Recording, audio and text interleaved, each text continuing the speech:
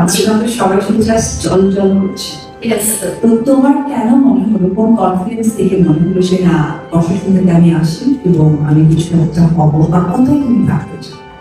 আমার ইন্সপিরেশন আমার মা।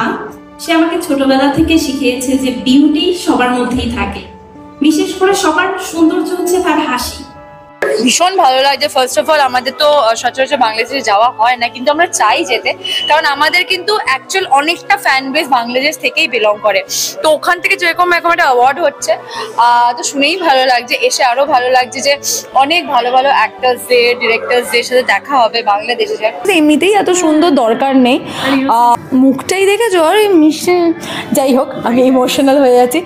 এবার এক ইন্টারভিউতে অপু বিশ্বাস ও নীলকে নিয়ে কথা বলতে শোনা গেল অভিনেত্রী তৃণা সাহার মুখে যেন অপু বিশ্বাসের মুখের প্রশংসা পঞ্চমুখ। অভিনেত্রীর মুখটা এত সুন্দর যেন মেকআপ করার আর কোনো দরকার নেই।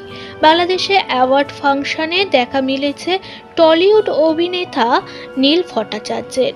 তিনি সম্পর্কে তৃণা সাহার হাজব্যান্ড। সেই সূত্রে নীলের সঙ্গে বাংলাদেশ পাড়ি দিয়েছে তৃণা সাহা। সেখানে ইন্টারভিউতে তাকে প্রশ্ন করা হয়, অপু বিশ্বাসকে নিয়ে আপনি কি বলতে চান? নায়িকার সোজাসাপটা উত্তর, এতটাই মিষ্টি মুখ, তাকে নিয়ে আমার আর কিছু বলারই নেই। সঙ্গে জানায় নীল অনেকটা এগিয়ে গিয়েছে, আরও অনেক বেশি এগিয়ে যাচ্ছে। দুই ইন্ডাস্ট্রি মিলে যদি নীল এভাবে কাজ করতে পারে, ভবিষ্যতে ও অনেক বড় একটা জায়গা তৈরি করবে। অপু বিশ্বাসকে নিয়ে অভিনেত্রী আরও জানান, আমি জানি অভিনেত্রী অপু বিশ্বাস প্রথম সারির নায়িকা। বাংলাদেশ মুভির সবকিছু না দেখা হলেও আমরা বাংলাদেশ নিয়ে যথেষ্ট আপডেট থাকি। ইন ফিউচারে যদি ব্যাটে বলে মিলে যায়, তাহলে কোনো এক সময় বাংলাদেশ মুভিতে আমাকেও দেখতে পাবেন আপনারা।